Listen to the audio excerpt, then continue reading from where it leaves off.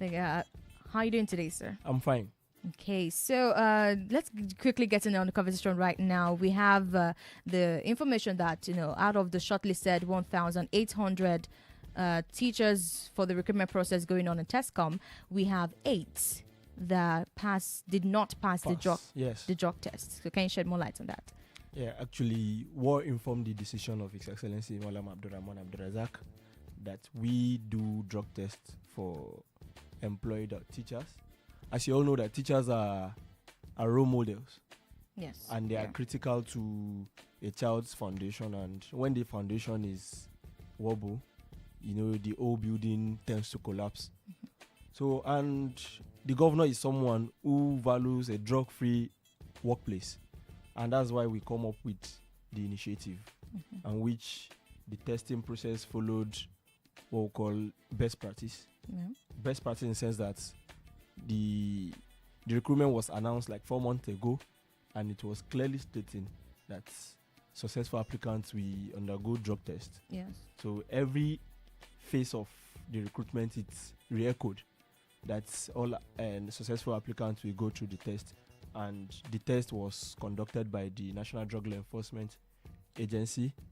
And so when we did the test, 8 people tested positive for drugs like cannabis, amphetamine, and tramadol. Mm-hmm. So, and those that were tested positive were not given an appointment letter. Yes. So this is that the governor is sending a message to the world that here in Kwara, we do not condone the use of drug. Because as we all know, it has an implication on our national development, even our own health and the security. Okay, thank you very much for that. Now, I would like to ask, are there any support programs now for people who failed the drug tests now for them to join? Yes, like I said earlier, that we followed standard best practice. Mm-hmm. So I can give an instance. Someone tested positive for benzodiazepine. Mm-hmm. So when someone is tested positive for a particular drug, like outside the likes of cannabis, like prescription drugs, so we ask them questions. Okay, what are the medical challenges? Some people uses prescription drugs. Yeah.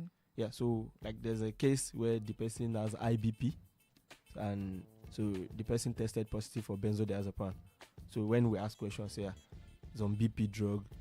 So we ask for doctor's prescription, which such person provided, and such person was cleared because it's not their fault. Mm-hmm.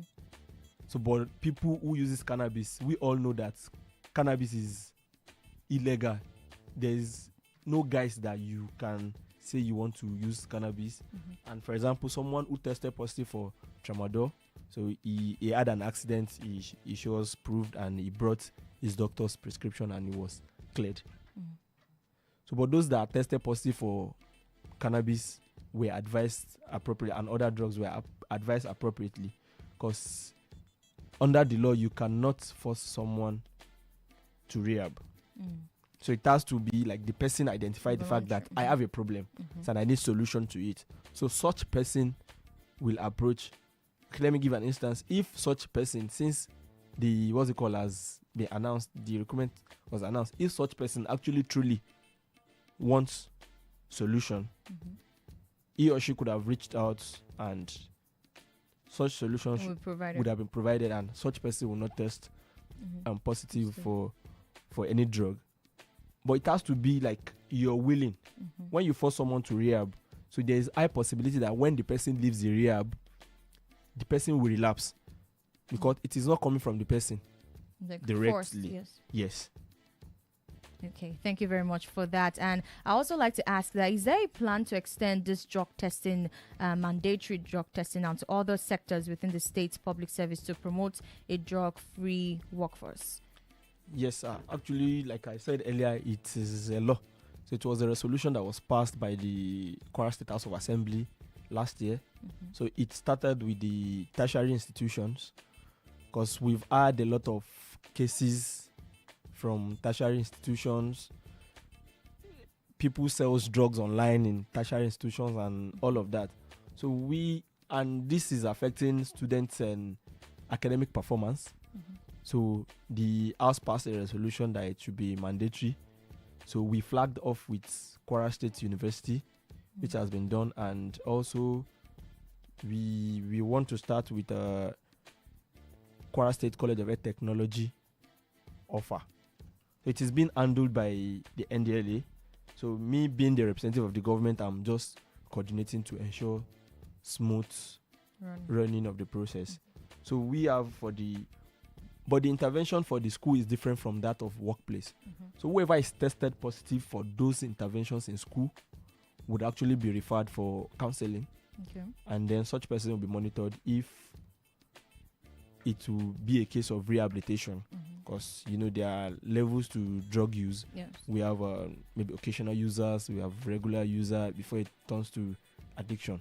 So if it's the person is an occasional user, it's easy to bring such person out through brief intervention and counseling. But if it is the case of an addiction, so such person has to go through treatment and then rehab. So this is what we're doing. So the school is not expelling anybody, but whoever is tested positive will be provided help, and the counseling service is free. It's not like NDLA, we collect any money from anyone. Yeah. So this is to make sure that we curb drug use, and for those that actually sells drug in the campus, whoever is caught will be prosecuted in the ambit of the law. Okay. Thank you very much for that. And very quickly now, the final question. Looking ahead, what are the long-term goals of the Kwara State government in eradicating drug abuse in Kwara State? Well, the long-term goal is to reduce drug use and trafficking to the barest minimum. His Excellency is committed, and he has been setting pace that has never happened before in the country. Like for the TESCOM recruitment we did, it has never happened in Nigeria that a state government say, okay, yes, we want to employ people, and they have to go through drug testing, because it is dangerous for such person to go teach and students, so they can actually indoctrinate students into drug use. We've seen cases where teachers will send students to go and buy cigarettes. It starts from there. That's the gateway. So from there, it's go to like the students want to try, and then higher they go.